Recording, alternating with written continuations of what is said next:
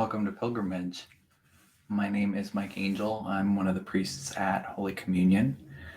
And in this class, we are introducing some of the sort of basics of what our presiding bishop calls the way of love, looking at questions and how we live Christianity in the Episcopal tradition. Tonight, we're going to be talking about sacraments and particularly communion. So I want to sit for a few minutes with these questions of communion. It's one of the questions that comes up the most when we talk about the tradition, and we're going to spend quite a bit of time on it tonight.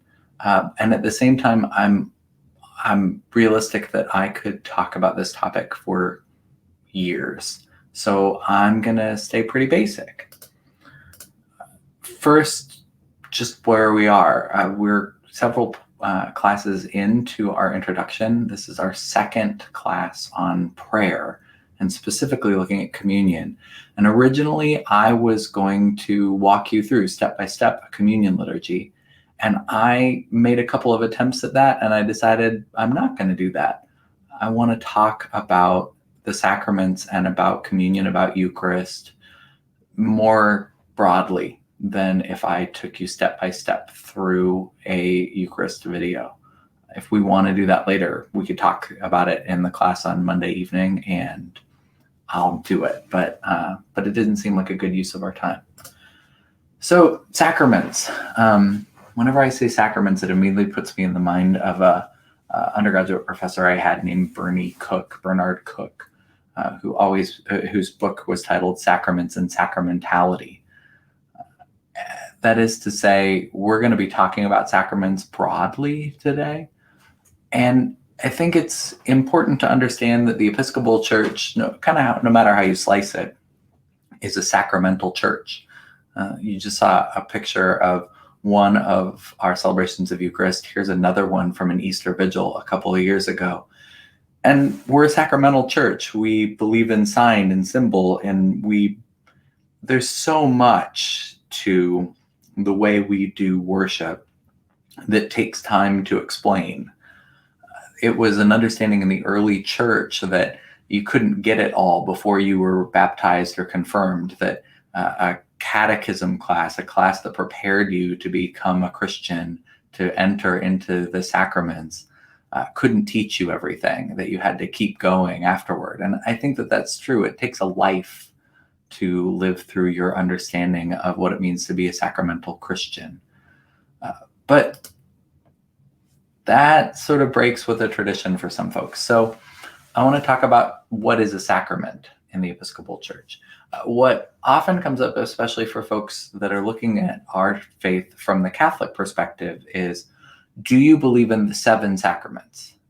The Catholic teaching on the sacraments is a pretty systematic teaching on the sacraments. At least it has been for 1,000 years. The first time that 7 sacraments were enumerated was about 1,000 years ago, which puts it about 1,000 years after Jesus. So for about a half of the life of Western Christianity, there's been this idea of 7 sacraments. And the short answer for Episcopalians, as it is for many things, is yes and no.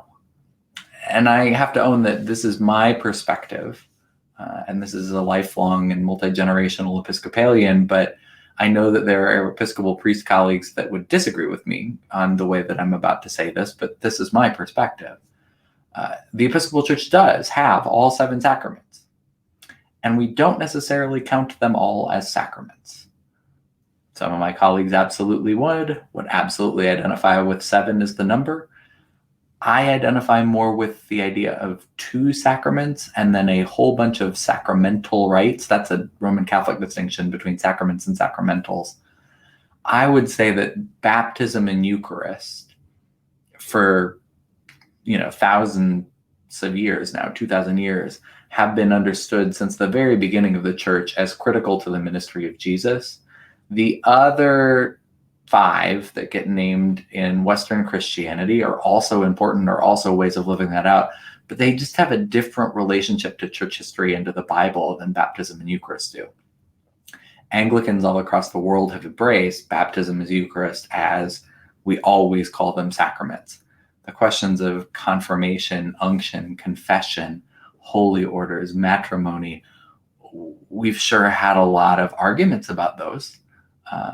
And we have them in the Episcopal tradition. You can have your confession heard. That's probably the rarest one of all of them, in all honesty. But it's an open question, I would say, how you count. And but Anglicans agree there are 2, and we have all 7 in the prayer book.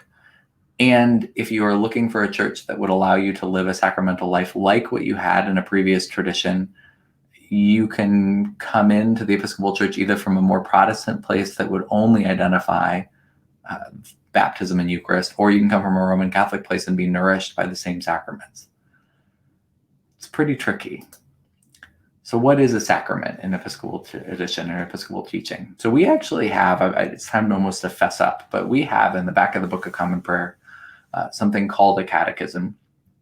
And when we say it's a catechism, it identifies itself as not similar to what the Roman Catholic Church would call a catechism, like the Baltimore Catechism.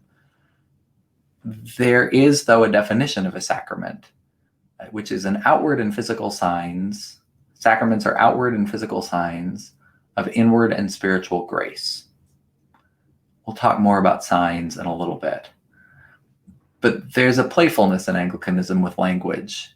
There are a lot of poets who are Anglicans. And I think part of it is that we like language that allows us to define things broadly, that allows people to find multiple places to sit within the tradition. And our definition of a sacrament, I think, does that. It doesn't require you to take a very particular position on things. It might make you have to be a little bit uncomfortable sharing space with folks who don't think about it the way that you do. I say that I want to share, when I was in college, I grew up in a particular time, and I spent a lot of high school and college summers going to Dave Matthews Band concerts. And one of my favorite songs by the Dave Matthews Band is a song called The Christmas Song. And it's essentially a narrative life of Jesus. It's Dave Matthews' version of the gospel. But when Dave gets to the Last Supper, he sings a line that says, "Take this bread, think of it as me. Drink this wine and dream it could be." I went to a Roman Catholic college, and I remember friends getting upset. They're like, "Such a good song, the Christmas song. Why did he have to say, think of it as me?" We put a lot of meaning into words. We put a lot of meaning into the interpretation of sacraments in our tradition, and we do it for identity. I want to go through baptism and Eucharist and a couple of those questions really quickly and try to push out on the other side of the anxieties that we bring into these questions. So, baptism. What do we mean by baptism? This is a picture of my spouse, Ellis, in a early church baptismal font up in the Galilee in Israel. And you can see how deep this font is. Early church baptisms looked a little bit more Baptist. Early church baptisms involved a great deal more water. Early church baptisms largely were adults being baptized. The charged question in baptism often is, do you baptize infants or do you baptize adults? And in the Episcopal Church, the answer these days is yes. We probably baptize quite a few more infants than we do adults at Holy Communion, but the way that the rite is set up, it assumes adults and then makes provision for infants. If you're somebody who came from a tradition where you didn't think that children should be baptized until they reached the age of reason and made the decision for themselves, the Episcopal Church is fine with that.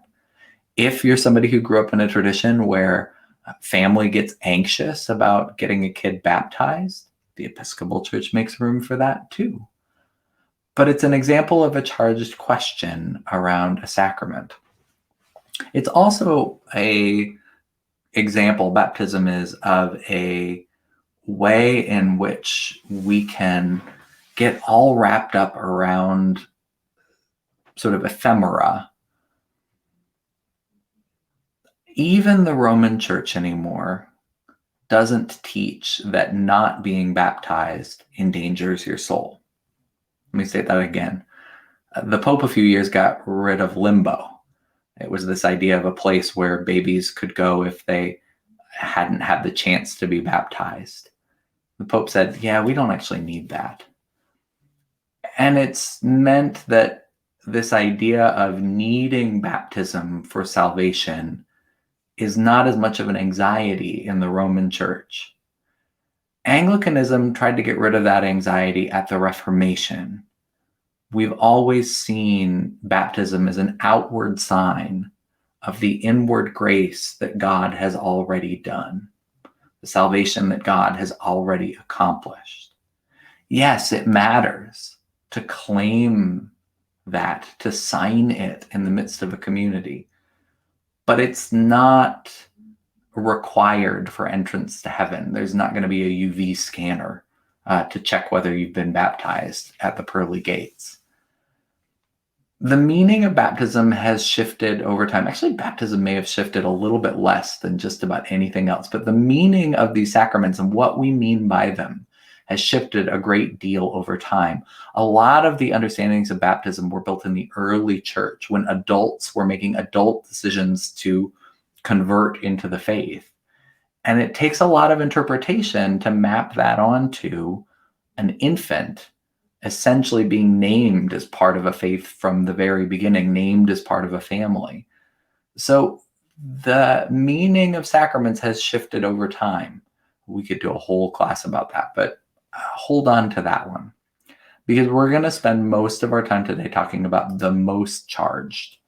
And I put this picture in on purpose. I would ask you what it was if we were in class together, standing around looking at the slides. And everybody who grew up Roman Catholic would be able to tell you, and everybody who grew up Methodist or Baptist would be just utterly confused. This is a monstrance. This is where you put a consecrated wafer so that the congregation can kneel and adore and be in the presence of Jesus. There are Episcopal churches that will do adoration of the Blessed Sacrament. But this idea of Eucharist, this idea of communion, gets at what I like to call the problem of transubstantiation. Usually when we talk about Eucharist, we get asked one question, one primary question. Well, two. We'll get to the second one in a minute. But the primary question is, do you believe in transubstantiation? That is to say, does the wafer become actually the body of Jesus? And I want to take away that question from you, but I can't. So the answer is tricky. The answer is, as Episcopalian, you can be as into transubstantiation as you want to be. And as an Episcopalian, you can believe that transubstantiation is a Roman Catholic thing that has nothing to do with the Bible or your faith.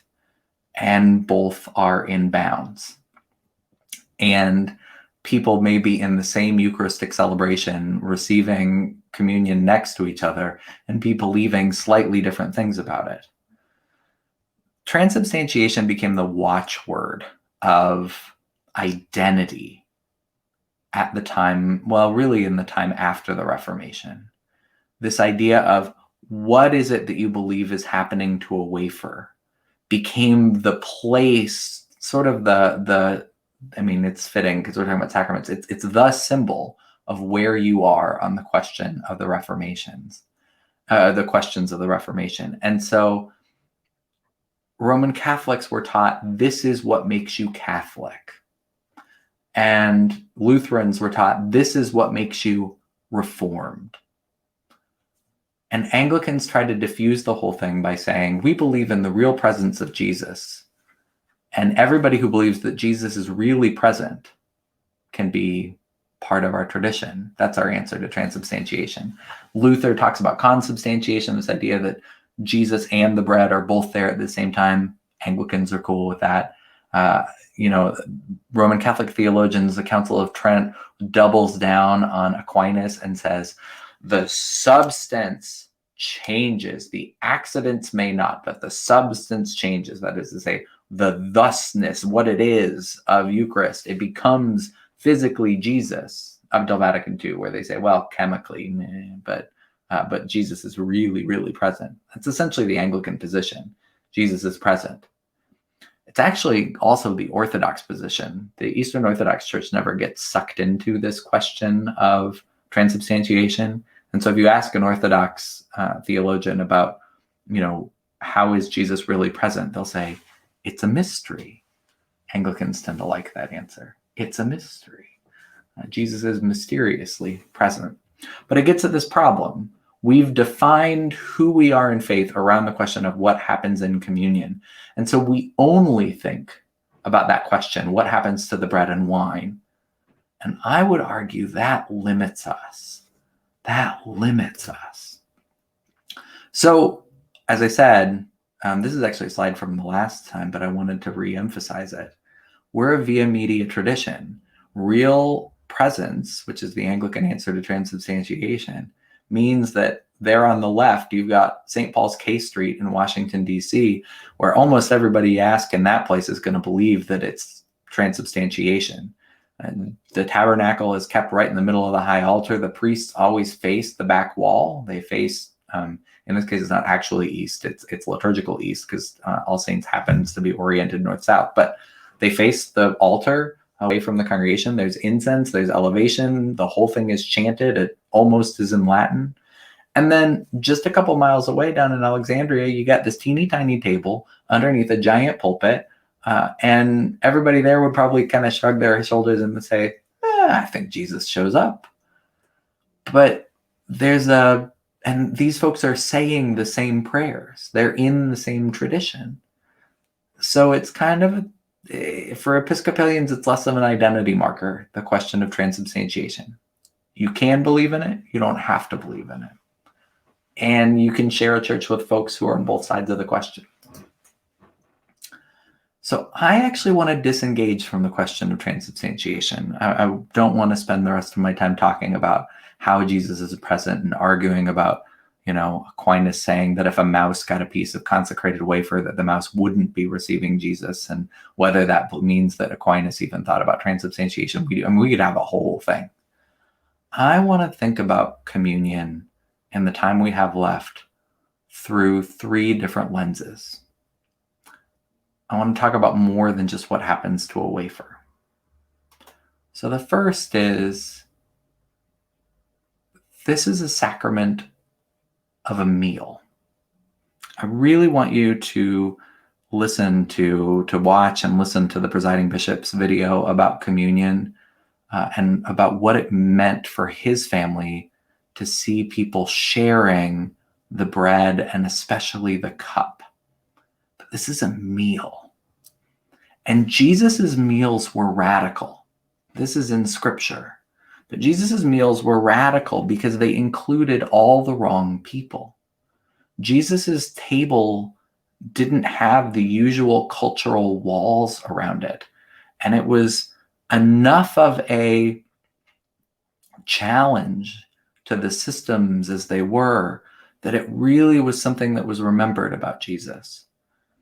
When we gather at church on a Sunday outside of the pandemic, you'll hear me say the words, whoever you are, wherever you find yourself on the journey of faith, you are welcome. Welcome to receive the bread and wine made holy. That scandalizes some people. Jesus's table ministry scandalized folks. One of the things that I think is a measure of how well we're doing our job at making communion is to look around the congregation and say, how wild of a fellowship of this? How wild of a fellowship is this? How wide of a diversity of human beings is gathering around this table right now? Because Jesus probably wouldn't have settled for anything yet less than the whole neighborhood. The meal and who is invited matters when you think about communion. Memory. So I made reference to Dave Matthews a little bit earlier. Take this bread, think of it as me. This question about memory really matters. the teaching of the sacraments about what does it mean to remember Jesus is important. It's central. There's a famous Anglican theologian at the first half of the 20th century, a monk. We've got monks in the Anglican and the Episcopal Church, called Dom Gregory Dix, who wrote a huge book. It's not one of the resources I recommend because it's just way too thick and academic. But at the end of it, he talks about how in communion, when Jesus said, "Do this in memory of me," never has a command been so honored, he says. For 2,000 years, people have been doing this in memory of Jesus on shipboard, across the planet, at the hardest moments of life, in prisons, in great cathedrals, on dining room tables. Folks have been remembering. Folks have been doing this in memory of Jesus. Never has a command been so honored. But I had a professor in seminary, she's actually a Roman Catholic nun, who asked a question about memory. There's all this teaching about what memory does, and in the Hebrew tradition, zakar, the word for memory, you don't remember. It's not just a mental exercise. To remember in Hebrew is to reenact, and more than just to reenact, it's to make present.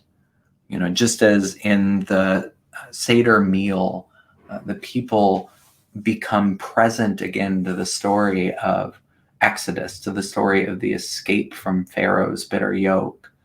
And just as they remember their destination, the Seder always finishes with "next year in Jerusalem." We remember. I heard Richard Rohr, a Franciscan monk and contemplative teacher, one time say, when we remember Jesus, we remember Jesus. Jesus comes back together in our midst. There's something mystical about memory in the sacramental sense, this remembering of this Last Supper. But when Jesus says, "Do this in memory of me," my professor asked, what is the this? What is the this?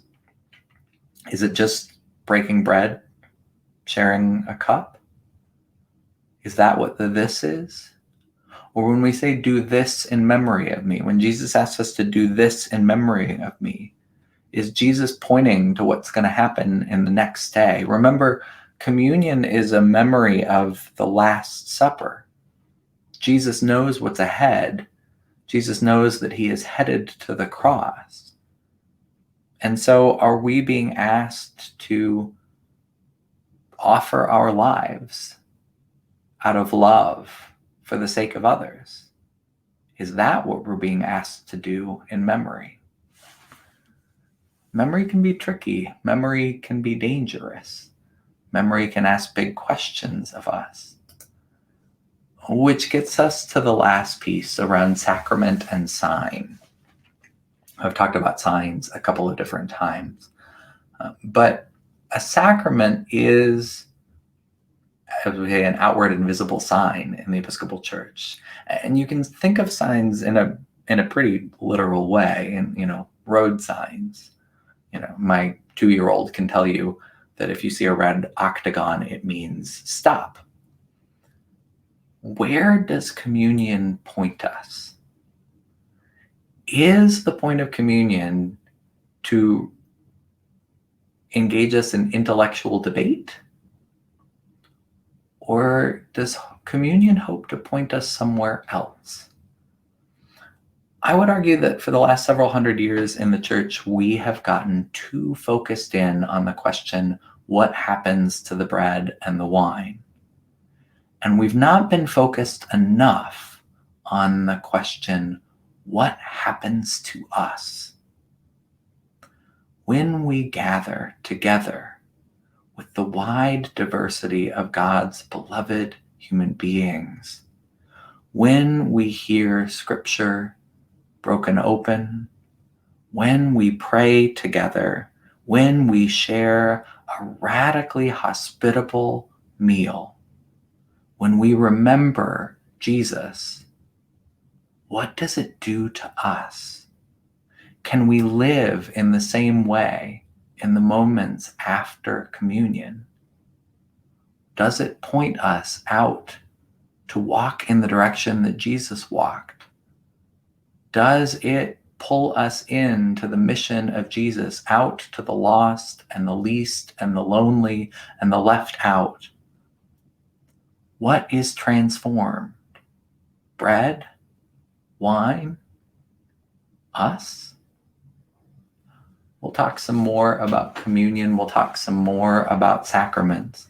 I hope you can join us on Monday evening, and we'll be looking into whatever questions you want to look into. This is one of the more charged presentations. But I do want to leave you with that.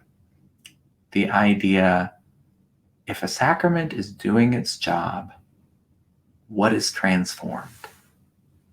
Thanks so much.